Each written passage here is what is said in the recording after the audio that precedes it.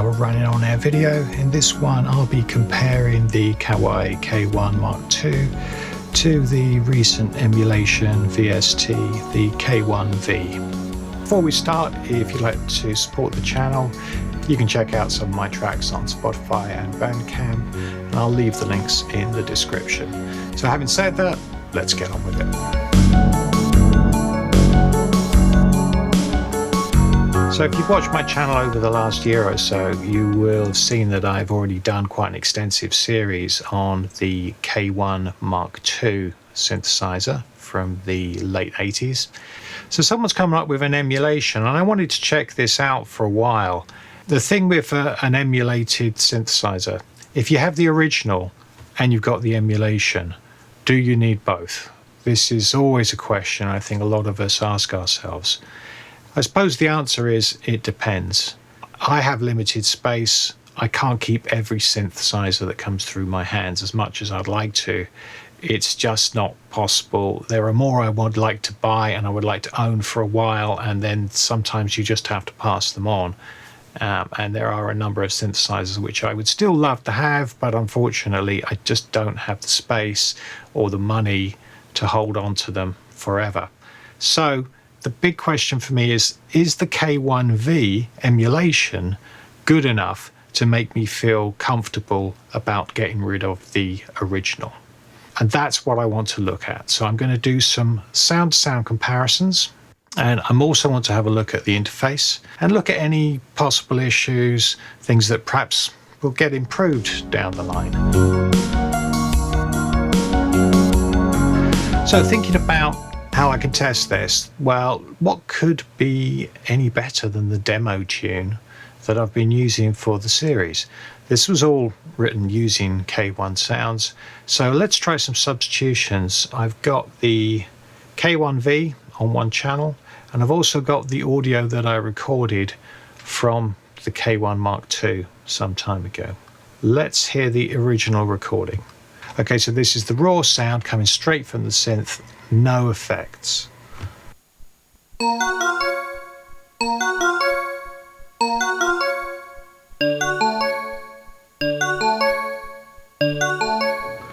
Right, so now I'm going to try it with the K1v, no effects.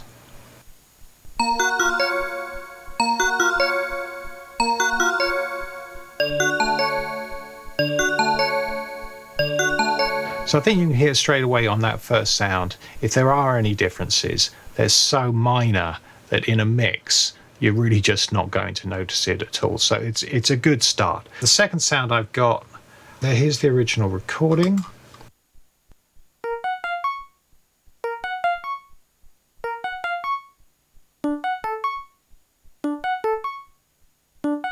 Now these could be slightly different.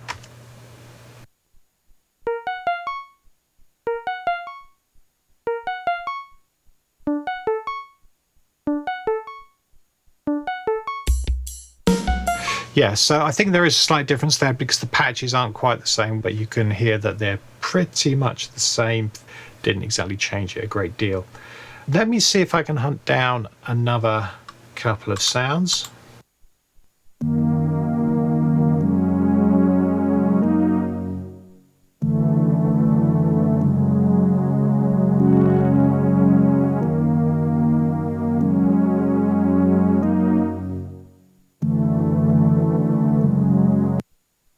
Okay, so trying the K1v again.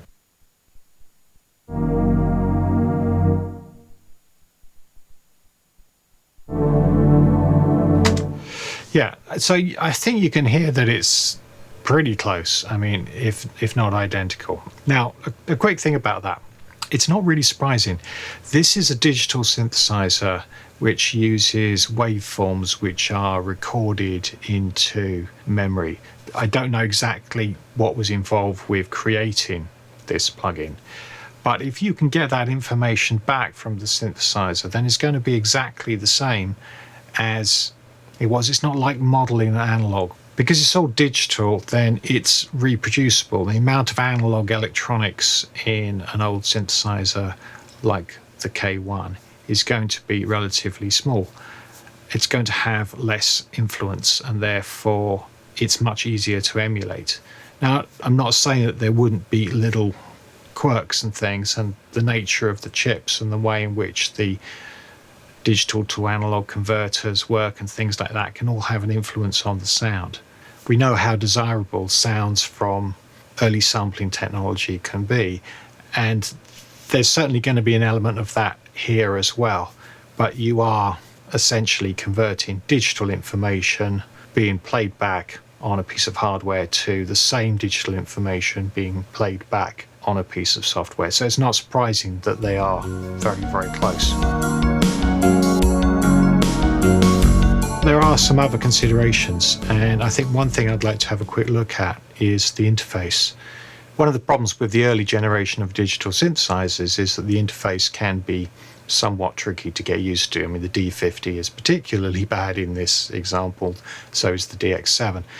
Now, the K1 actually wasn't too bad, although it has a relatively small number of buttons. Once you understand the logic of it, it's relatively easy to get around it. There's plenty of functionality, but there's not too much complexity.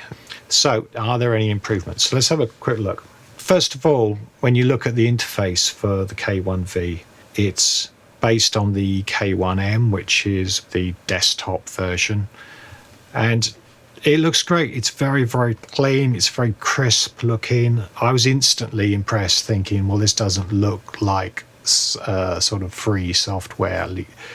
Although, having said that, there's so much good free software now that looks good. So, you know, but it looks professional. That's the point I'm trying to make. It looks professional. Now, there are certain advantages that you've got here which you don't have on the original system. And I'm not going to go too much into the functionality here because I do have the earlier videos, so you can check out exactly how the K1 works there. One of the things that's instantly attractive is that all the program cards from the original K1 have been collected here and they're all available. I've not had that, so there's a whole load of sounds which I still need to go through and check them out. And there's lots of really good usable sounds here.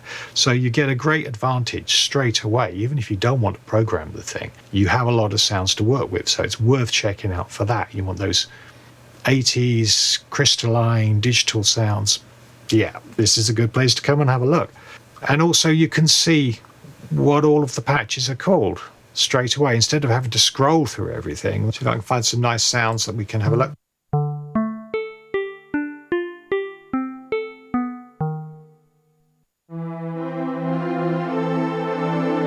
This is a particular favourite.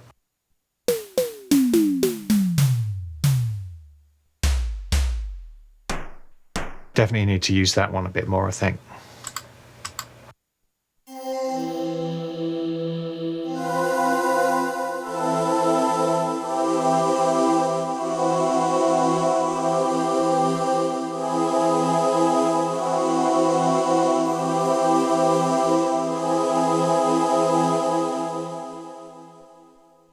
Do like those breathy sounds.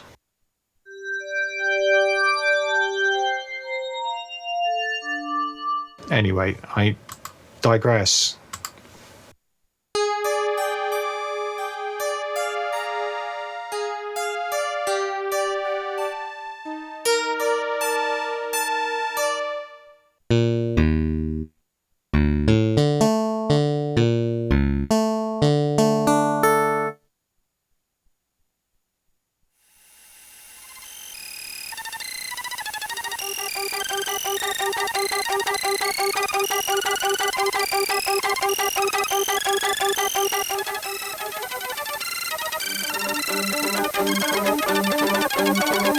That's a good sound. Right. Yeah, so anyway, there's loads of sounds to have a look at. So that's the first big advantage that you've got by getting this particular plugin. And you've got the multi-sounds as well, which are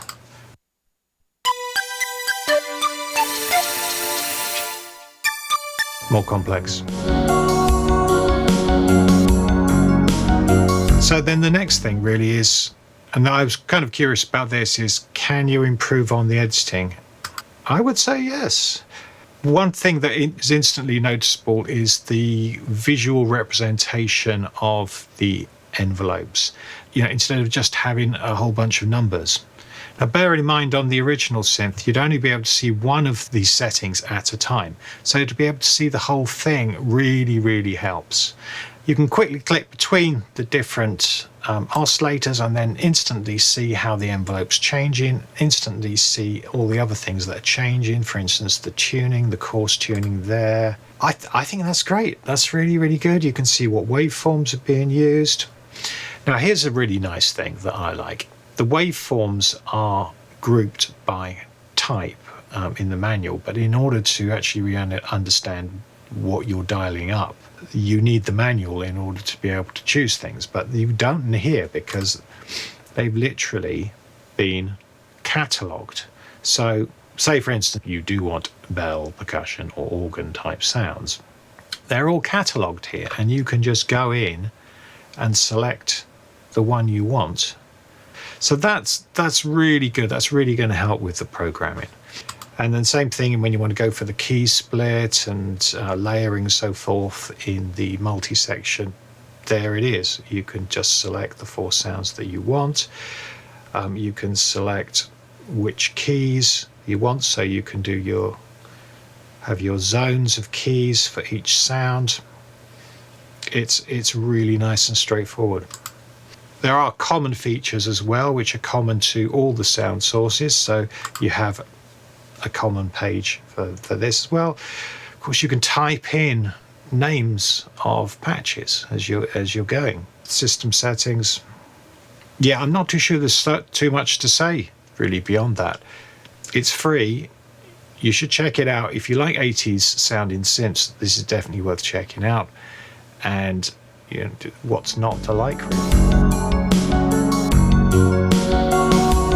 I just wanted to quickly go through the website to point out a couple of key things.